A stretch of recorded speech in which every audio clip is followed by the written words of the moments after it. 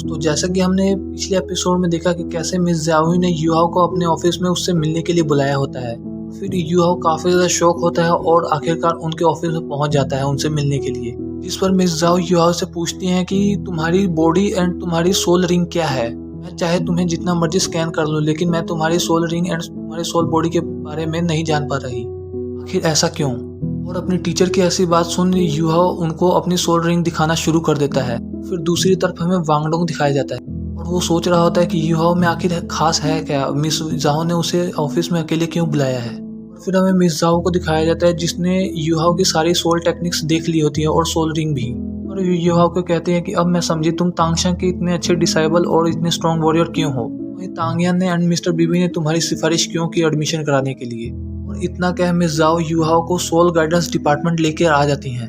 जाओ सीधे ही अंदर आती हैं और फेंग्यू नाम के पर्सन को बुलाती हैं जिससे उन्होंने युहाओ को मीट कराना होता है।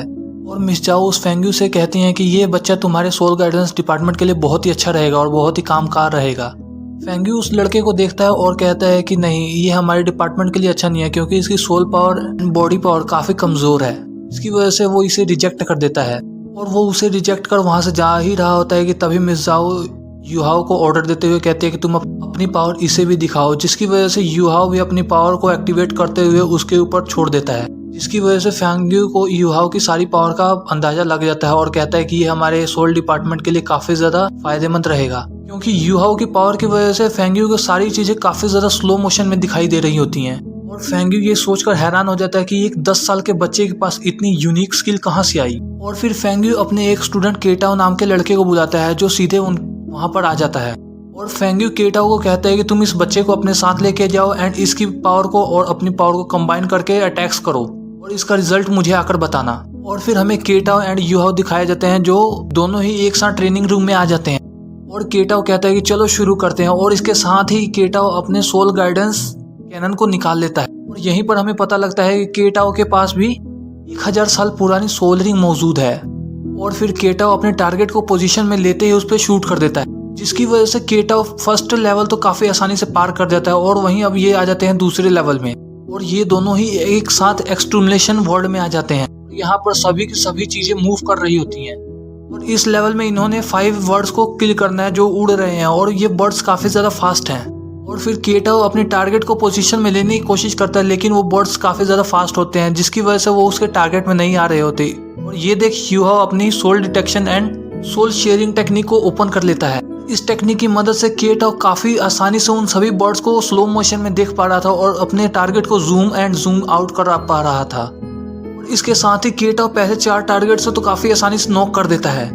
जब केटाओ आखिरी टारगेट को शूट करने की कोशिश करता है तो वो टारगेट अपनी रेंज से बाहर चल जाता है, जिसकी वजह से उसका निशाना चूक जाता है और वो टारगेट बच जाता है और वो टारगेट सीधे ही आकर युहाओ पर अटैक कर देता है, जिसकी वजह से युहाओ को बचाने के लिए केटाओ उसके आगे आ जाता है और उसके अटैक्स को अपने ऊपर ले लेता है। और फिर इसके बाद ये दोनों ही ट्रेनिंग हॉल में आ जाते हैं और केटाओ युहाओ से कहता है कि तुम्हारी स्किल सच में कमाल की है, लेकिन बस इसकी शूटिंग रेंज ही बहुत ही कम है। केटाओ युहाओ को बताता है कि तुम्हारी फिजिकल स्ट्रेंथ काफी ज्यादा लो है, जिसकी वजह से तुम हमारे सोल गाइडेंस वेपन्स का इस्तेमाल नहीं कर पाओगे। और इसके साथ टीचर फेंग्यू एंड मिस जाओ भी वहां पर आ जाते हैं और मिस्टर फेंग्यू केटाओ को सही बताते हुए कहते हैं हमारे सोल गाइडेंस डिपार्टमेंट में आने के लिए कम से कम तुम्हारी रेंज 100 मीटर के आसपास होनी चाहिए। लेकिन वहीं युहाओ की सिर्फ और सिर्फ सोल डिटेक्शन टेक्निक 10 मीटर तक ही काम करती है। युहाओ सीधे ही फेंग्यू के पास आकर कहता है कि मुझे एक और मौका दीजिए। और मैं आपको ये बात बता दूं कि मेरी सोल डिटेक्शन टेक्निक एक म्यूटेटेड टेक्निक है। मैं जैसे जैसे अपने सोल पावर को इंक्रीज करते जाऊंगा वैसे वैसे ही इसकी रेंज भी बढ़ती जाएगी। और मास्टर फेंग्यू के ये सब सुनकर काफी ज्यादा इम्पॉसिबल लगता है।